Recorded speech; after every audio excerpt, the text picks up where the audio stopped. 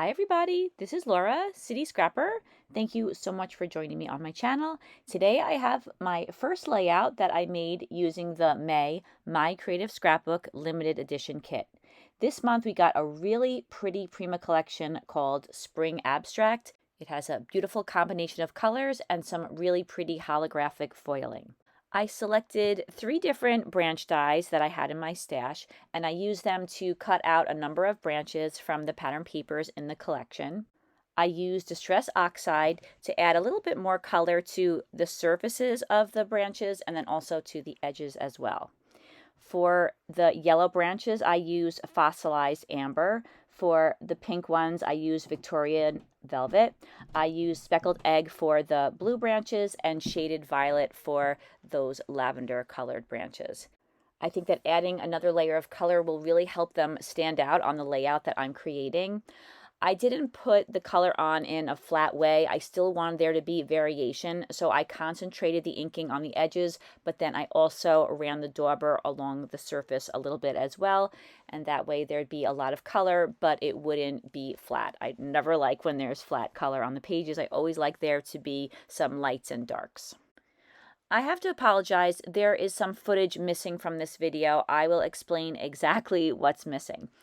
For the background, where there's the pink pattern paper, I cut it back a 1/4 inch on each of the 3 sides, and I mounted it on some white paper. I just wanted there to be a white border around the outside. I thought that would go nicely with the border that's on the cut file, or the outline that's on the cut file, and the matting that's on the 2 photos. I used one of this month's cut files. Each month, all my Creative Scrapbook subscribers have access to a number of unique cut files. I cut it out very large. I backed it with some of the pattern papers in the collection.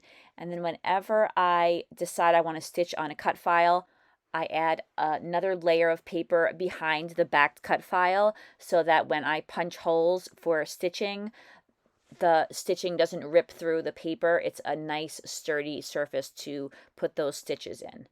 For this cut file, I didn't even use my silhouette cameo. I just traced around the outside of the cut file and cut out a kind of a half circle, and I glued that behind the cut file, and then I punched my holes and I stitched with a number of different colors. I don't typically show the backing and the stitching of the cut file on my videos just because it's a really long process, but I do have one video where I do go into more detail on how I back and stitch the cut files, and I'll put the link to that video in the description box if that's something that you want to see. I know that hearing someone explain it is not the same thing as seeing it, which is why, of course, we watch the process videos. The 2 photos on my layout measure 5 1/4 inches by 3 inches. I backed them first with some white cardstock and then again with 2 of the pattern papers in the collection, one of the yellow papers and one of the purple or lavender papers. I covered up a lot more of that cut file than I thought I was going to. I had a whole different plan in mind for this layout. I thought I was going to have some photos at the edge of the circle. I ended up stitching a lot of the cut file that got covered up, but the most important thing to me is that I'm happy with the way the layout turned out, so I had to just accept that I was going to be covering up some of that stitching. I'm embellishing all around the border of the large circle. I started off with some chipboard pieces and some die cut pieces. I alternated the chipboard pieces with the die cut pieces so that the little bit of dimension that the chipboard pieces have will be distributed throughout the border of that circle. Once I had those pieces in place, I took each of those branches that I had inked earlier and I distributed those along the border of the circle as well. I tried to spread out all the different colors somewhat evenly. I don't want it to be perfectly spaced, but I did want there to be bits of color in each of the areas of the layout. Now I'm working on my title. I used one of the die cut pieces in the kit. It says Beauty on it. I am reinforcing it with a little bit of 120-pound white cardstock. I'm going to be popping it up on some foam, and I wanted to make sure that it was nice and sturdy before I did that. I placed the title under the photo that's on the right-hand side of the layout. I'm also slightly overlapping it on the photo that's on the left. I thought that that would help to tie the two photos together with the title and make everything a cohesive unit. I find that Prima often puts some really cute chipboard hearts in their chipboard packs. For this layout, there were some really pretty holographic hearts, and I wanted to include some of those on the layout. I don't know if you could see, but a lot of the die cut pieces also have that holographic sheen to them, and I like the idea of adding other little touches. So I put a heart on the title, and now I'm adding a few sentiments. These are also chipboard pieces to the top of the page. They say adventure, love this, and thankful.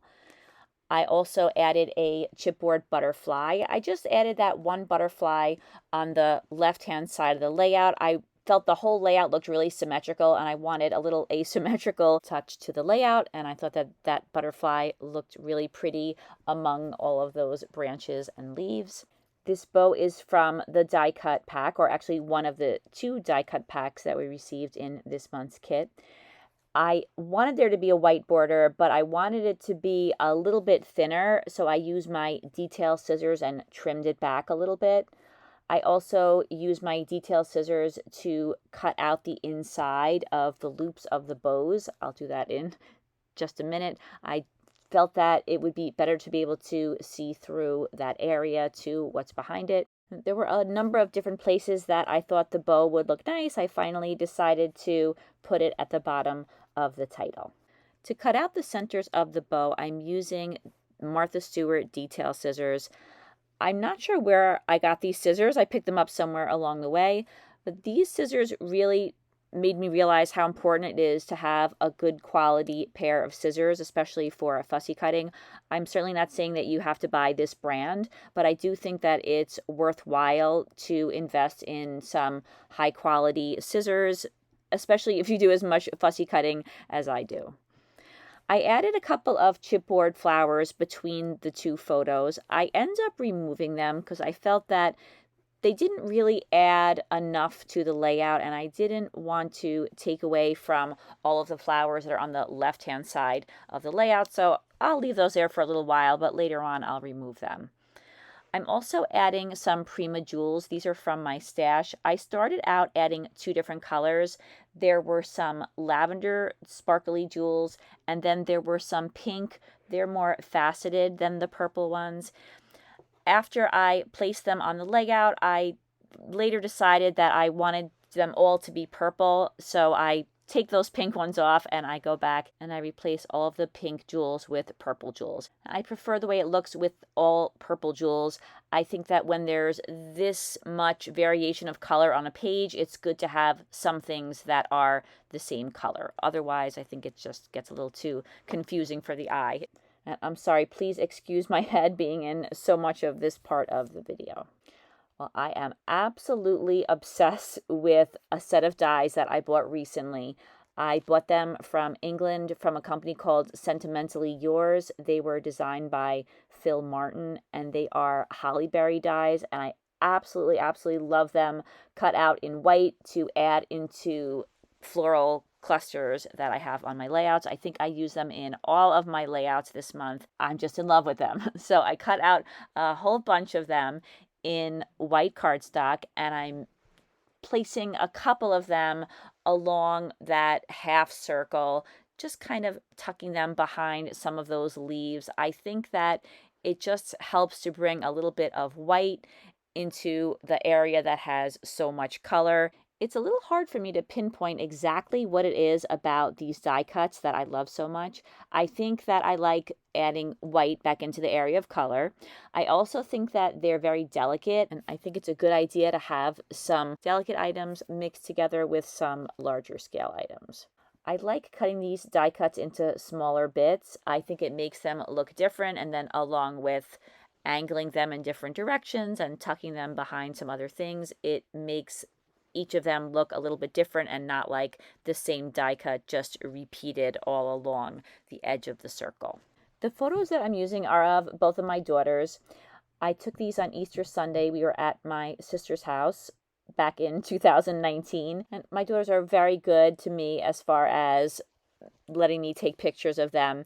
I find that lately, or the last few years, they tend to get very silly after we take a couple of serious pictures. I end up liking those photos so much more than the pose pictures. They'll just dance or do some funny things, and those photos turn out really cute. So these are two of the many photos that I took of them after we took the serious photos. As I had mentioned, I took the little flower cluster that I had between the two photos off the layout. It just didn't add enough to the layout for me to leave it there. And now I'm adding some little jewels to the layout. These are Angel's Craft stone stickers. They're extremely tiny. They come in lines and I cut them into smaller bits. I put them on the photo corners, on the chipboard sentiments, and I also put them on the hearts, the holographic hearts, and also the blue heart that's on the title.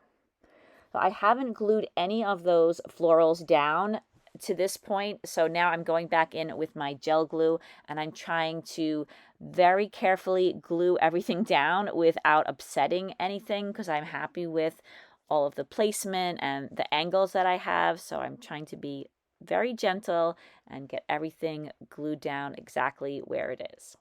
After all of the florals are glued in place, I put a little bit of extra gel glue on the back of each of those chipboard holographic hearts just so that they would stay in place.